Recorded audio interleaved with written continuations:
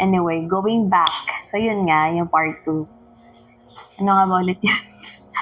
Is it worth it nga ba to have kids on our 30s? Yung huli nating conversation is about, di ba, yung ikaw, yung pagiging independent mo and all. Tama ba? O yung comparison. Kumbaga, before kasi, Ayun nga, kasi nga yung sinabi niya na dahil nga pag nasa parenting ka, slow. slow down talaga kasi tsaka marami kang mga challenges talaga na may encounter kapag parent ka na at your 30s. Especially yung katawan mo, hindi na tulad before na yung dating katawan natin na nakakamiss yung dating katawan na magpupuyat ka. Tapos, ilang tulog, kahit ilang tulog lang, 2 to 3 hours lang tulog mo, Actually, okay ka na yun ulit yung pro kapag nag-parenting ka talaga ng maaga. Kumbaga, may resilience ka in comes to puyat. On your 30s kasi, since may trabaho ka din na you need to attend to make sure na ang hirap na magpuyat ka talaga all the way. So, isa yun sa mga factor. But the big pro, I would say, is yung fact na mature ka to raise a kid on your 30s. Nagpas ka na sa middle crisis age. But it really depends It really depends on the situation. Kasi may mga taong hindi din nag-mature. Pero I would say kasi, I'm sure at least on your 30s, you're quite mature na. Unlike you're on in 20s. Kasi ako nung 25 ako, talagang... Tsaka on your 20s, you always think about yourself.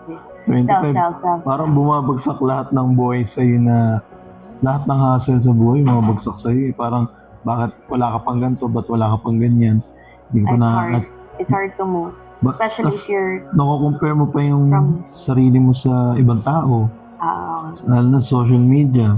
Nakita mo yung kaklase mo or yung friend mo, may kotse na, may bahay na, or nakakapunta na ng mga iba't ibang bansa. Tapos ikaw, nandiyan pa rin, mukha ka pa rin butiki. Nahihirap. Ganun ka. Ha? Oo, ganun ako. Mga parang, syempre, kapag independent ka na tao, tapos hindi ka naman, wala kang starting money na talagang magiging foundation mo, wala. Some of them din kasi, to be fair, they have the support and quite of resources. Iba kasi talaga pag may support ka especially from your family. Like, kasi si Justin, siya, siya talaga yung nagpalaki sa sarili niya. May konting support pero hindi talaga siya hindi niya kaya makasustain. Kumbaga yung binibigay ng parents ko before. Ang hardworking na. Both sides, minimal lang talaga. Hindi siya ganun ka-extravagant. Kaya, kailangan kong supportahan yung sarili ko kasi, lalo na fine arts student ako. Pag fine arts student ka, yung gamit mo dun, katakot-takot na gastos talaga. Lahat naman ng course actually, talagang magastos. Oo, pero yung fine arts, mas magastos siya I don't think so. I think lahat may, kasi sa accounting naman, like books, like, oh my God. Yung books talaga na gano'n kapal. Hindi yung books na gano'n lang. Normal sa accounting yung ganito ganitong kapal. Oo, pero... Tapos ang mahal-mahal niya talaga, parang, tsaka iisip mo, parang... Ano per year? Dati nun, Tapos, ang mangyayari nun, dahil nga wala akong pambili, kasi ang mahal talaga. Like, libo. Kung as in, tapos yung iba, kaya ang ginagawa ko nun, nagpapa-photocopy ako, pumupunta ako dun sa may malapit. Gano'n kapal? Hindi, kung ano lang yung kailangan, kasi diba, minsan sasabihin naman, kung anong page, kung ano yung pag-uusap. Minsan ganun may mga prof na ganun. Ang ginagawa ko, ahead of time, pinapa-photocopy ko na siya, yung mga page na, pero ang dami pa din, kasi ang kapal niya talaga, girl. Pero anyway, yun nga, going back to the topic. Mahirap talagang... It's worth it. I would say it's worth it. Lalo na kung ready ka, or you at least have a plan. It's worth it kasi if ever na, di ba, usually pag in comes to pregnancy, accident, di ba? Tapos wala ka pang work, yun, mahirap talaga yun. Kasi financially, a kid will exhaust you or drain you, I would say more on financially. Kasi, lalo na sa panahon ngayon, in this economy. Meron akong classmate dati nung high school. Nabuntis. Nabuntis siya, tapos maaga nagbuntis. Ngayon yung boyfriend niya, sila, nakikita ko yung, kahit hindi ako updated sa kanila, nakikita ko yung away nila dun sa social media kasi yung babae, talagang binabombard niya ng ano talaga yung lalaki na ganito ganyan, kailangan mag-ano ka, push mo, trabaho ka, hindi pwede tatamad-tamad, ganito ganyan. So, through social media. O isipin mo, ang toxic nun, di ba? Hindi bata sila. Yun nga, bata nga. Hindi magandang tignan. Totoo. Bata pa eh. Alam mo naman, pag bata, di ba? Ini-air nyo yung laundry nyo. It's a good thing na... So, yun. Ngayon, nakikita ko sa mga post nila, ang saya nila, dalawa na yung anak nila, okay naman sila, masaya naman silang tignan doon sa social media nila. Sino tignan? Hindi ko baga, parang kasi nakita ko yung kahit pa paano ba parang nung dati nag-aaway, tapos ngayon parang okay na. Lahat invested dun sa kwento ng pamilya nila. Parang ano kasi, bihira kasi kailan ba kayo maghihiwalay? Para hindi ka rin diba? Bihira yung gano'n na mag-sustain, pero most of the time kapag... Dati kasi yung social media para siyang Twitter, especially yung Facebook before, parang Twitter siya talaga na halos, I'm guilty of this when I'm on 20s. Nag-vent ako ata ng something away namin ng ex ko. One time lang. Tapos parang after nun, nag-self-reflect ako, bakit ginawa yun? I mean, that's so low of me. Isipin mo pagdadaanan nyo yan, tapos may anak na kayo. Tsaka hindi, on your 30s, at least you establish patience. Tsaka looking forward sa peace of mind. Yung peace of mind kasi... Not everyone has a peace of mind on 30s, but I would say yung resilience mo talaga in comes to being patient. Kasi you really need to put a lot of patient. Like, yung patient na word, kailangan bagalan mo pa yun. Diba? Mas mabagal. So, naka-slow mo, naka 0.2x ganyan. Pero there is a growth in pain, diba? I've told you this before. There is a growth in pain and discipline. And when you have kids, you're very disciplined in life. If you wanted to. If you wanted to be a good parent, they push you to be disciplined. Kasi hindi ka nag-iisip ka na iinom ka, okay, fine, maybe weekend, 1 or 2 bottles, but probably you would say na, tulog na lang tayo. Oo. Diba? Nawala na yung YOLO life eh. Na gagawin mo lahat ng mga party, mga stupid things. Mas naglo-look forward ka na sa security kasi. You take care of your health kasi you knew you're also taking care of someone who really needs you a lot. Oo. Diba? May another soul na umaasa kasi sa'yo. So, parang, automatically, dinidisiplina mo na yung sarili mo na pag after work ko, after nito, scroll, okay, fine, whatever, manonood ako ng one movie and I'm just going to sleep na. I'm not going to, yung puyat pa more. Kasi you knew you're gonna be crappy the next day. Hindi pwede. You're gonna have a shitty day the next morning. And caffeine no longer, affects you when that happens. Because before, di ba, pag pupuyat ka, kape ko lang to, double shot, triple shot. Pero kapag naging parent ka, my God, even caffeine, talagang, I can't do this. Siguro worth it talaga siya na 30s kasi most of us, di ba, kapag pa-30s na. At saka kahit kasi, worth it siya. Dahil kahit pa paano, establish ka na rin sa career life mo. At some point. Stable ka na rin. Hopefully. But if you don't, and you wanted to have one, my God, just don't do it. Or kasi yung iba ginagawa nilang leeway yun para ma-push. Pero I don't I don't recommend that. Ikaw ba? Yung mag-anak tayo kasi para ma-push tayo sa buhay, ganyan. What do you think about it? May ganyan akong na-encounter na ka-opisina ko. Kasi parang, nasa ano na ako nun 26, 27 ata. Tapos, tinatanong na din nila ako, bakit hindi ka pa mag-anak? Noong time kasi na yun, yung sinasabihan na nila ako, ang tagal ko na nag-work, parang okay, ang tagal ko ng regular, like 5 years na akong stable sa job ko. Tapos, meron akong paupahan. Baga, hindi man ako umuupa, may sarili akong bahay. Pwede ka nang Baga parang, pakain. parang kulang na lang is yung family nga. Yung family thing nga. Sabi ko, nung time na yun, nakaaway. Hindi ko naman nakaaway siya totally. Parang nakasagutan ko siya doon sa office kasi babae yun eh. Pinipilit niya na magkaroon, mas maganda mag-anak ka na, gato ganyan.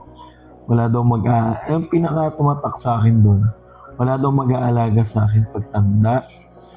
Yun ang usually, di ba? Ang sinasabi ng mga boomer. Yun din kasi sinasabi talaga ng boomer. Oo. Sino mag-aalaga sa'yo pag mag-aalaga daw. Kasi yun nga yung culture na nagpasalin-salin.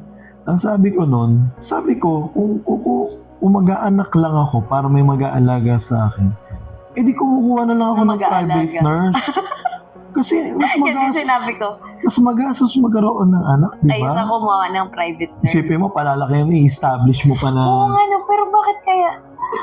Bakit walang ganun? Tsaka pagtanda ng anak mo, hindi mo naman alam kung aalagaan ka ba talaga. Oo, actually, it's not guaranteed. Oo, may sarili ng desisyon, malaki na. Paano kung maaga rin ng pamilya? Guarantee is not guaranteeing. Tsaka hindi. Oo nga, isipin mo, kung may St. Peter for, death. Pero bakit kaya ganun? Walang kind of like that in comes to caregiver or private, just in case. Sana magkaroon ng ganung business. I mean, yung babayaran mo siya in case na nagkaroon ka ng incapacitated to work. Kasi for example, accidentally naging baldado ka. May someone who will take care of you, like institution na pupunta sa bahay mo. Kasi, di ba, remember you told me yung asawa ni Daddy before, biglang naging, yun nga, nagka-stroke. Mamining, Oo. Feeling ko maganda siya na may ganun, no? Pero alam ko sa ibang bansa meron na Hindi naman siya kailangan stay in. Parang like, mag-look after lang sa nila. Parang in the daytime, someone will wash you. Like, parang stay out nurse siya. Tapos institution. Tapos pwede mo siyang bayaran ng, kung ngayon pa lang, what if you decide? Sana may ganun, no? Kasi that would be really helpful. Ganun. Baga parang talagang dedicated na talagang aalagaan. Hindi kasi wala nga tayong ganung program. So I think that's the reason why they put into your head. And also because of the culture na nagpasalin-salin na nga, who will take care of you once you get old? Oo. Diba? And I'm very against on that as well. I was like, why you put the pressure to a kid na hindi man lang siya nag-yes or no? Parang automatically. Yan na, dyan na papasok yung investment. Nakatawa ka dito, friend. Naging investment yung anak. Naging investment talaga. Diyan na pumapasok yun. Which is, it's either, di ba? Pero baka naman din kasi, it's kind of like a loving bonding situation na kasi if a kid will take care of me, it means na ibig sabihin nun na we're gonna have bonding, most of the time. Maybe that's what they're really looking for. Like, it's more of a bonding. But they mask it na will take care. Siyempre kasi if your kid is be there to you, especially in your old, diba, ang sabi sa pakiramdam, diba? What do you think? Oo, siyempre. Pero parang namamask lang siguro siya na who will take care of you. Pero basically, parang ang nagiging guilt trip kasi yung nangyayari Instead of saying na, I know my kid will going to take care of me. And once I get old, it means like both of you are gonna have bonding. Not really take care of you much, but kasi yun yung reality, di ba? Pag nagkaroon ng anak, hindi na gano'n nabibisita or hindi na nakakamusta. So, the fact na yun yung niisip ng parent, parang more of bonding nyo na rin kasi yun to Para get to know each other and all. Para sa akin, dati, ang reason ko kung bakit ako mag-aanak is dalawang ano lang, No. two things. Una, sobrang yaman mo, kailangan talaga may magmamana ng ari-arian mo and pera mo. Ganun. Pangalawa, you're so flourish and punong-puno ka na ng lesson sa buhay, okay naman ang buhay mo. Parang gusto mo na may someone na mag-flourish or maipapasa mo yung Wisdom. teachings mo, yung perspective mo. Kung Fu Master. Magkaka-apprentice ka, parang gano'n. Internship. Oo, internship. Pa-internship program. Ganun ang nasa isip ko dati, kaya sabi ko malabo talaga magkaroon ako ng anak ng time na yun kasi nakukulangan pa talaga ako. Ako gusto ko mag-anak lang nun kapag talagang nakita ko yung environment ang magiging future child ko is very good environment, just like this, what we have right now. It's peaceful. The neighborhood is very decent. Ano talaga ako sa environment? So, accessible. Dati nga, sabi ko parang gusto ko sa province area. Tapos accessible area din. Kasi ayoko maranasan. Kasi I was born and raised in a depressed area. So, ayoko nang ganun para sa magiging anak ko. Kasi, mahirap eh. 'Di ba? Ang hirap ng situation sa ganung lugar. Ang daming mga hindi magagandang bagay na maririnig ka, masikip, maingay, alam mo yun yung... I mean, in fairness naman sa lugar din namin dun, tahimik naman kahit paano.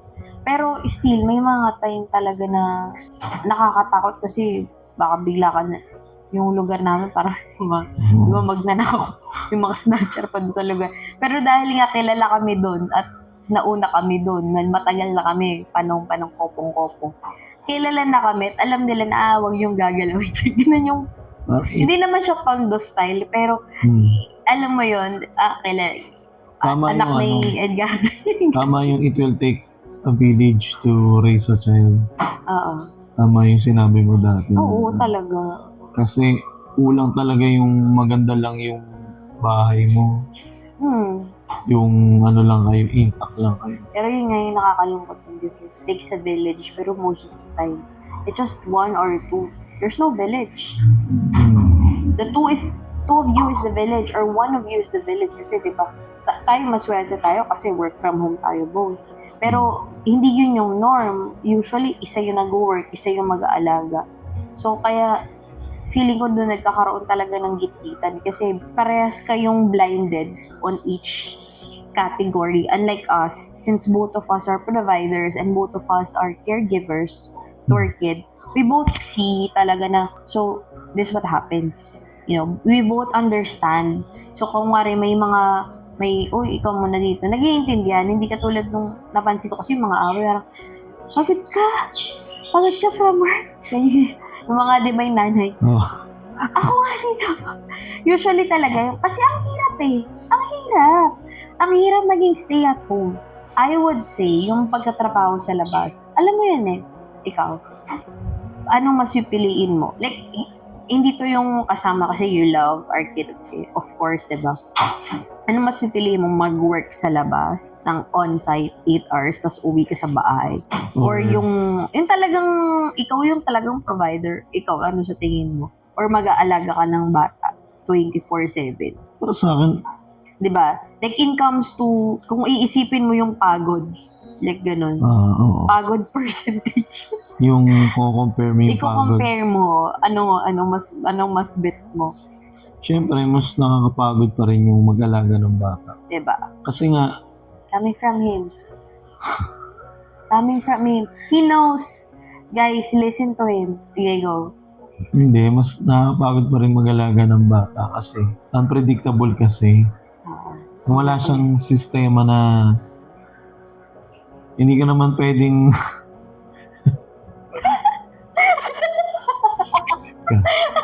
ano ka pa? Nag-enjoy ka? Hindi! Totoo Natutuwa ka. nga ako na in-explain mo. Visit. Mas nakakapagod na mag-alaga ng bata sa bahay. Siyempre, yung Buti chores, sana, yung chores pa, oo. di ba? Sa work kasi, tansyado mo yung trabaho mo eh. Mahirap man. Tsaka hindi ka pinaglilinis sa office. Mahirap man Tagalinis yung trabaho sa office, tansyado mo, alam mo yung proseso, susundin mo lang yung standard, yung i-apply mo lang yung skill mo, Tsaka it's quite routine na lalo kung matagal ka na sa work. Oo. Parang kahit nakapikit ka. Tsaka walang break doon. Doon makakapag-break ka ng 12 to 1. Oo. Pero kasi dito, May 30 minutes pa, 15. Oo, may coffee break. May coffee break. May chismisan pa. Oo. Diba? True. Dito sa bahay, walang ganon. Kapag may baby ka, nag-alaga ka, kailangan lahat as much as possible pasisimplihin mo. True. Kailangan magawa mo agad. Hindi yun magiging smooth kasi yung baby mo, may mga unpredictable movement, may unpredictable development, may mga stages na pagdadaanan na nakakainis. Lalo na kapag nagkasakit. Pag nagkasakit pa, mahirap. Kaya, mas okay nang magtrabaho ka on-site kasi mas kaya, siguro, yun yung mas we love taking care, just so you know. No. We're not, pero yun nga, yung i-compare mo talaga, parang nangyayari nga minsan yung trabaho namin yung nagiging pahinga namin. Actually. Parang, kasi parang nawawala ka dun sa nagkakaroon ka ng mundo na ito, akin to. May sistema ka kasi ulit na mababalikan eh. Oo. Nakabisado mo eh. Kasi pag may bata ka inalagaan, wala. Diba?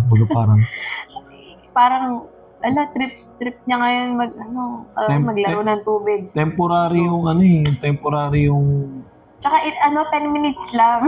Temporary So, temporary yung isang araw na tansyado mo yung, kumbaga smooth yung okay pagising, dumede, hindi umiiyak, nahugasan mo yung mas nakapag-chores ka ng konti, siya chill lang na nanonood sa laptop ng show niya, tapos lalabas lang kayo para mag-park, okay, naglaro lang siya, normal, natulog siya sa oras niya, yun, hindi,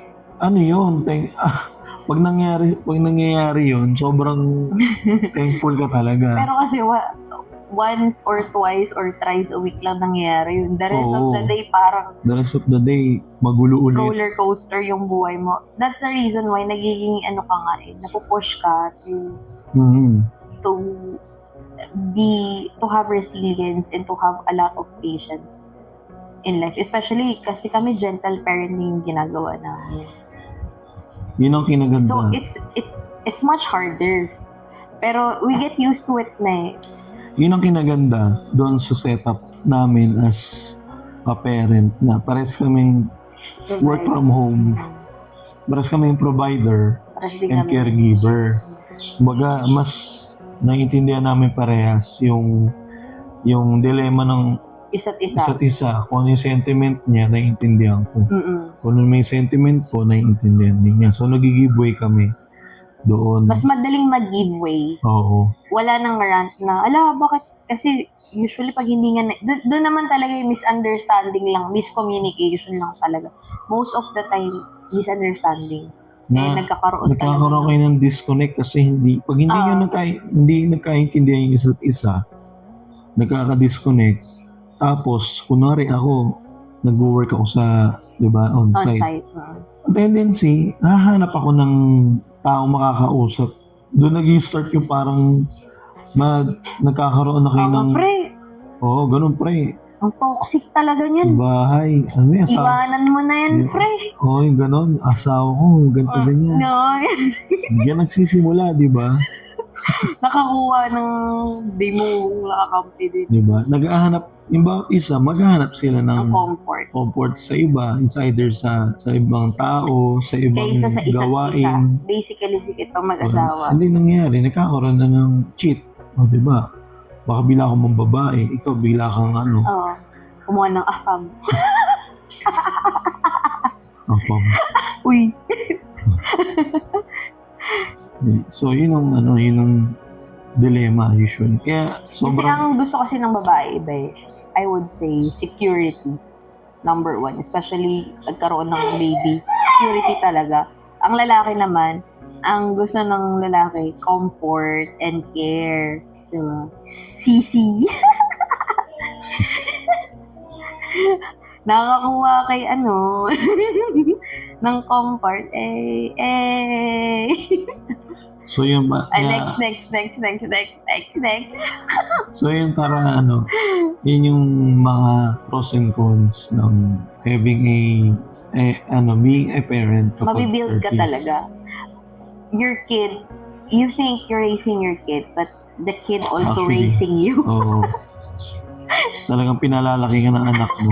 Actually, talaga. Umayos ka. Doon pumapasok yung... Gumising ka.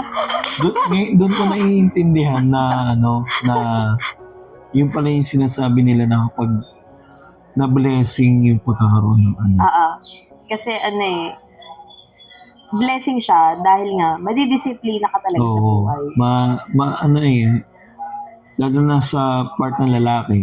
Siyempre, bilang lalaki, kapag may anak ka na, gusto mong masecure yung future ng anak mo eh. Narinig ko na naman yung balit. Yung balit at yan. Isip na yan. Natanong mo na ba yung balit at Hindi. Hindi ba rin? Balit at Pero kasi dito sa amin lagi, nagtataka ako yung nag-aayos ng mga di ba? Yung mga sira-sirang... Hindi, bumibili ng mga sirang gamit. Ang weird kasi mga balitata. Na walang binabayarang Nabayarang balitata. Ma'am, sir, meron. Ma'am, sir, meron po ba kayong sirang gamit dyan? Mga electric fan, Hindi ko kasi mag-gets yun. Bakit? rice cooker, na walang binabayarang balitata. Wala isipan hanggang ngayon balitata. Lagi namin kami nagtatanungan, ano kaya yung balitata na yun? Yeah, So, that's ayun the nga. keyword, growth and pain. Growth and pain. So, Tapos you make it chill, tsaka yung parang lahat sa'yo mababaw na lang. Diba? Kasi kailangan hahanap ka ng mga bagay na nakakatawa. Kasi otherwise, kapag siseryosohin mo masyado, diba? I mean ako, joyful na ako. Pero mas hinahanapan ko pa siya ng way to make sure na to have fun as well. Kasi otherwise, pag hindi ganun yung ginawa mo, you're really gonna stress, especially to us moms na we go to postpartum. Usually postpartum lasts for 3 years eh. Gano'n ang postpartum. Di ba naalala mo nung bago pa anak sila labas tayo ng labas. Sabi ko sa kanya, labas tayo. Kasi otherwise, feeling ko mababaliw ko eh. So, yun. Yun lang. So, enjoy nyo lang. And hopefully, sana may napulot kayong balitata.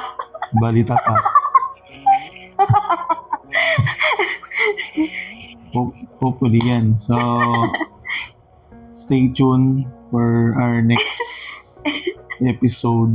So, we are Handsome Millennial. I am Justin. And Ares. So, okay. bye.